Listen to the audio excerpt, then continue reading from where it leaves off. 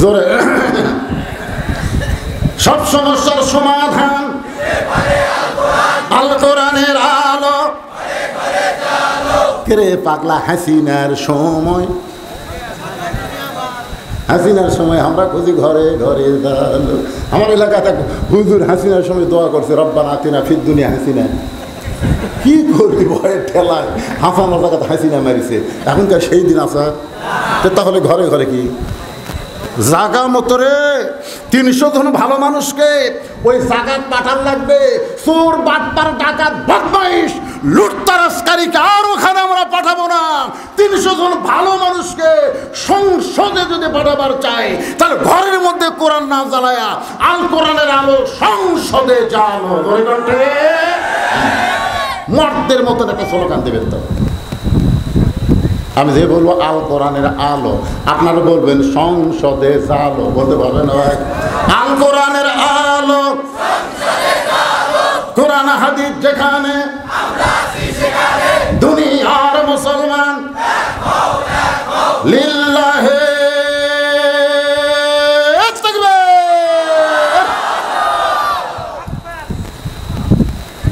সিয়ারত বসে তো ভালোই মশান মারতেছে।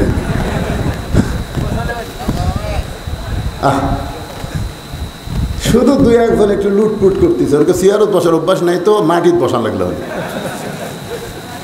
দেখবেন সব মানুষকে সিয়ারত বসে পড়ায় ঢস করে মাটির বসে, মানে কি ওর মাটির বসে বসে অভ্যাস। ও আবার একটা সিয়ার দিছে। আরে সব মানুষকে মানুষ চেয়ার দেয় না। 10 জন মানুষের মধ্যে 2টা চেয়ার। সবাই জানে 8টা হলো মাটির পাটি, বাংলার মাটি, আর এই 2টা হলো চেয়ার।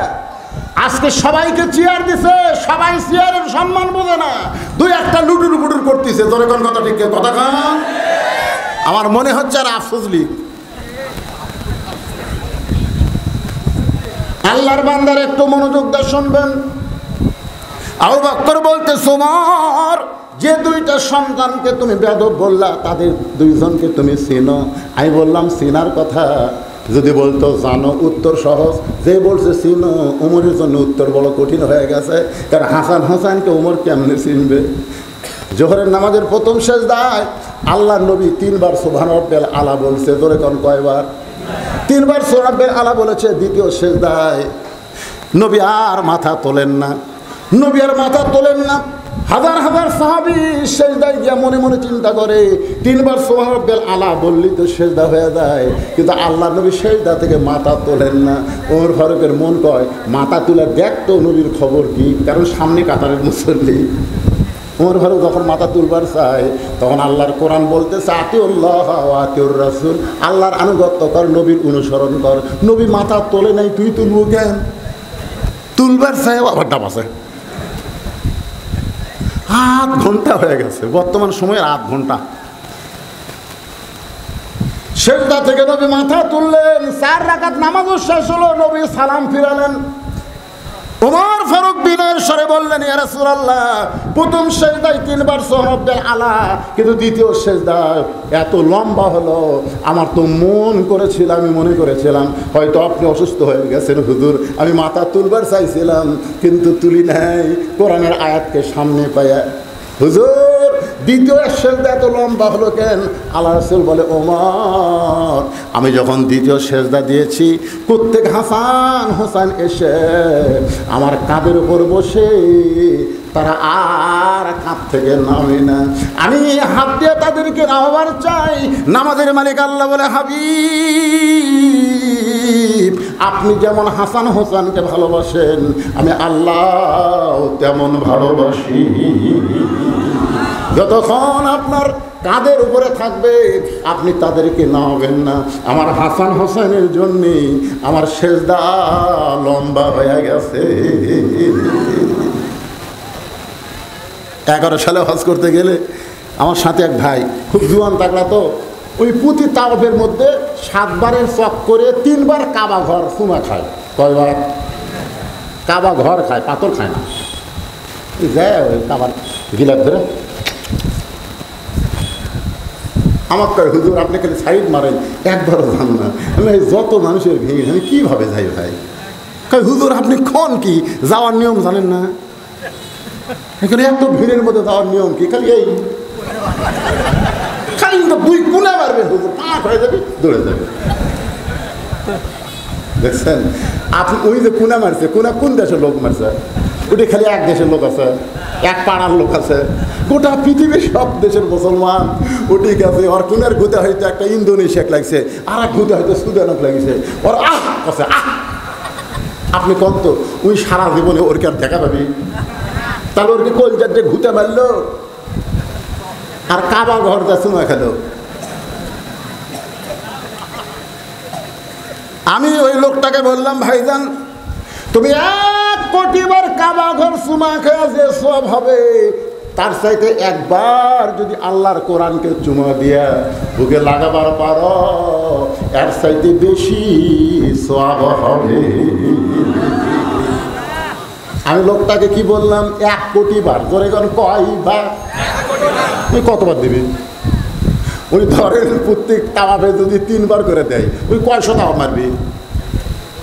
1 কোটি বার কাবা ঘর চুমা খালে সওয়াব হবে কিনা তার কোনো গ্যারান্টি নাই। কিন্তু একবার যদি আল্লাহর কোরআনকে এরকম ধরে চুমা দিয়া বুকে লাগাবার পারো, 1 কোটি বার কাবা ঘর চুমা খাওয়ার চাইতে বেশি সওয়াব আল্লাহ আমাকে দিবে, আল্লাহ তোমাকে দিবে। ওই তখন বলতে হুজুর দলিল দেন,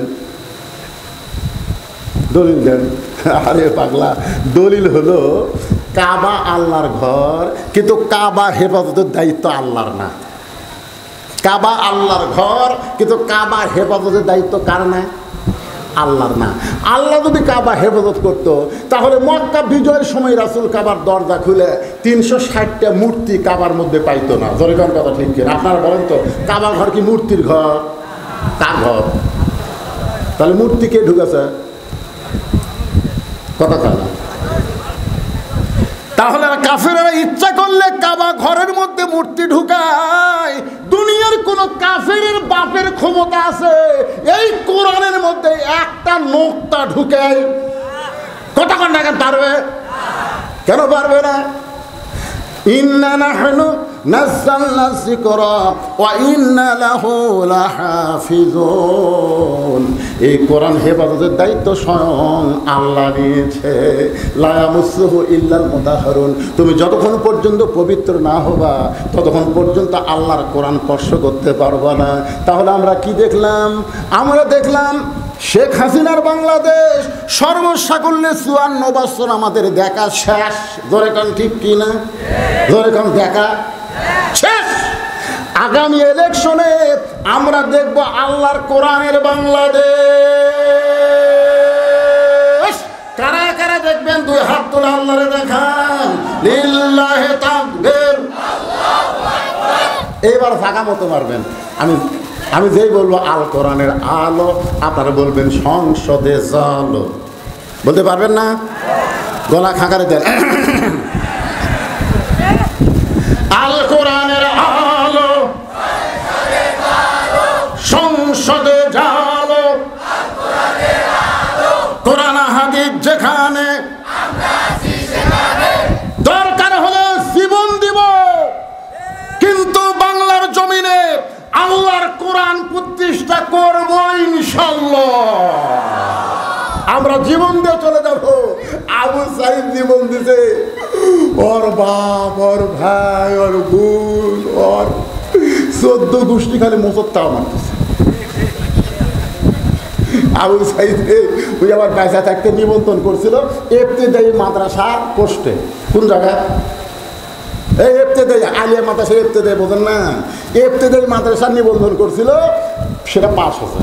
ওই ইবতিদায়ী কুলাবি ইউনুস উপদেষ্টা, প্রধান উপদেষ্টা যায় কাছে একটা বিল্ডিং বাড়ি 3 তলা বাড়াতে যা টাকা লাগবে,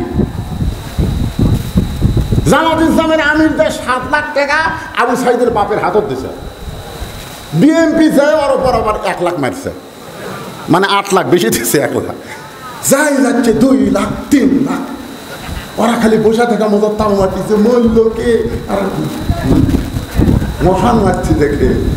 আমরা আল্লাহর কোরআনের জন্য জীবন দেব, কিন্তু আমাদের সন্তানগুলো, আমাদের আমাদের সন্তানগুলো কোরআনের সমাজ পায়া ইবাদত করবে, তার একটা অংশ আল্লাহ আমাদের কবরে পৌঁছে দিবে। কারা কারা চান বাংলার জমিনে আল্লাহর কোরআন চালু হোক? কারা কারা চান? আল্লাহ আল্লাহ হাতগুলো টান টান করে আল্লাহ হাত নামান। আমি অসুস্থ হয়ে গত বছর আসতে পারি নাই, এবার আইসি। আল্লাহ তোমার বান্দাদেরকে একটু সুন্দর করে কিছু আলোচনা শোনাবো,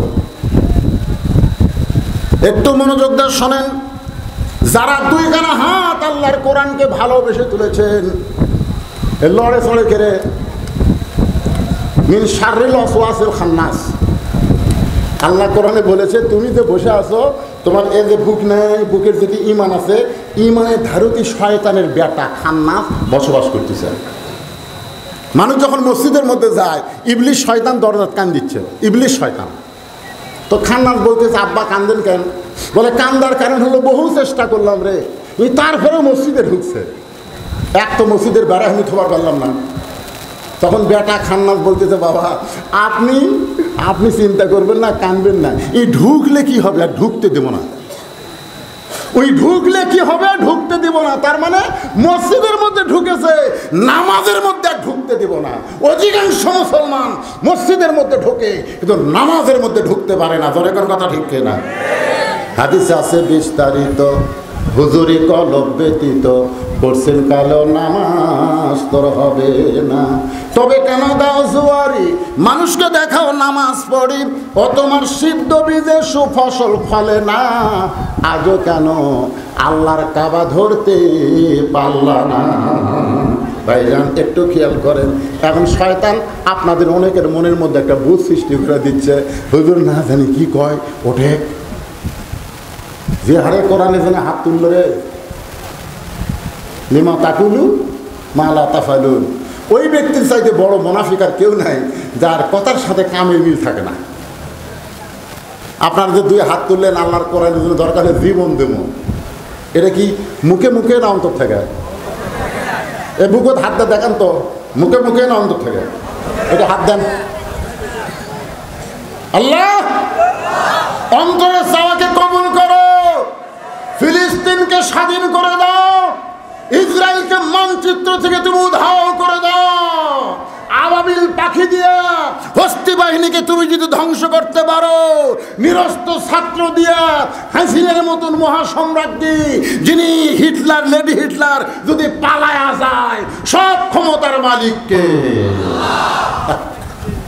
সেই কোরআনের মহব্বতে আপনাদের কাছে আমি 100টা কোরআন বেচবো ভাই, মাত্র 100টা কোরআন শরীফ আমি বিক্রি করব।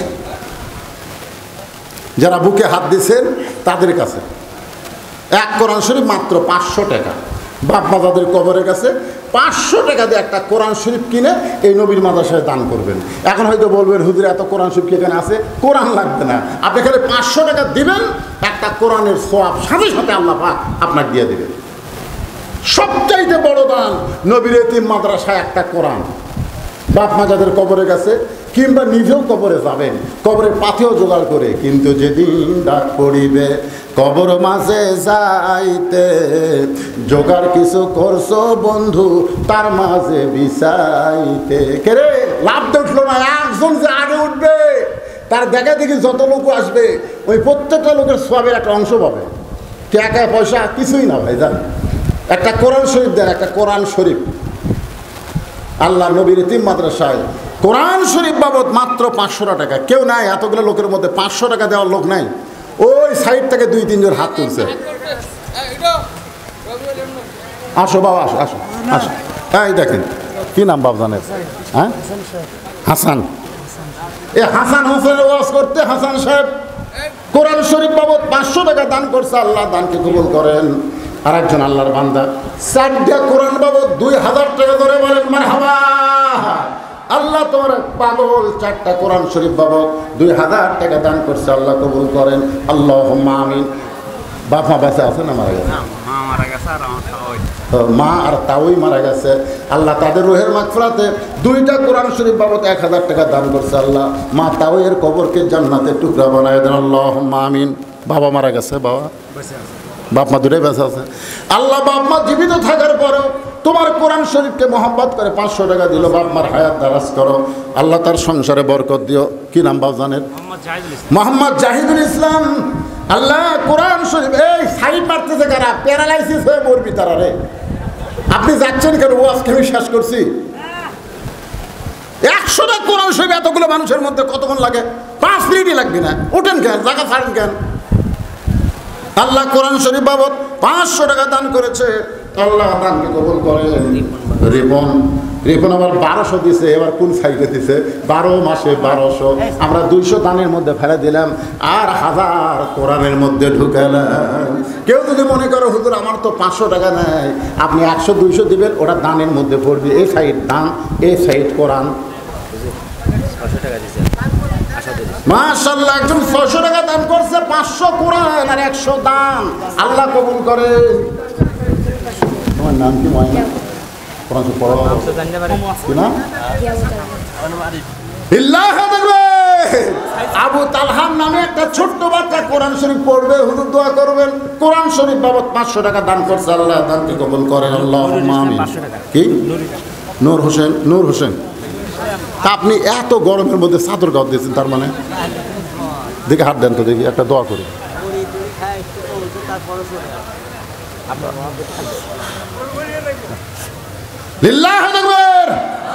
এই গরমের মধ্যে অসুস্থ মানুষ, আল্লাহ কোরআন শরীফ বাবদ 500 টাকা দান করেছে। তোমার কোরআন মুমিনদের সেবা হিসেবে তুমি নাজিল করেছো, আল্লাহ তাকে পুরাপুরি সুস্থতা দান করো। আল্লাহুম্মা আমিন। রুবেল কোরআন শরীফ বাবদ 500 টাকা দান করছে, আর একজন 200 টাকা দান করছে, আল্লাহ আপনি কবুল করেন। মিজানুর রহমান ডাক্তার 2000 টাকা। লিল্লাহি আকবার। মিজানুর রহমান ডাক্তার 4 কোরআন শরীফ বাবদ 2000 টাকা দান করেছে, আল্লাহ তার দানকে কবুল করেন। নুরুজ্জামান কোরআন শরীফ বাবদ 500 টাকা দান করছে, আল্লাহ আপনি কবুল করেন। আপনি কষ্ট না মনে করলেন, একটু গোনার রুবেল না, সেটা বলতেছি না আপনি কি কানে কম শুনতেছেন নাকি? আমি বলতেছি কয়টা কোরআন শরীফ হলো, আপনারা টাকাটা নিয়ে গোনেন। দুলাল কোরআন শরীফ বাবদ 500 টাকা দান করতে গেলে 100-র বেশি আমি দিব না। যতই দিবার চান 100-র বেশি দেওয়া হবে না। চান্স নেন, এখনো চান্স নেন, যদি 100 থাকতে চান। জুয়েল সরকার 3000 টাকা। এটা কি কোরআনের মধ্যে ফেলে দেবো? হ্যাঁ, সব কোরআনের মধ্যে ফেলে দেবো। আর আপনার বেশি মোটা লাগিচ্ছে না।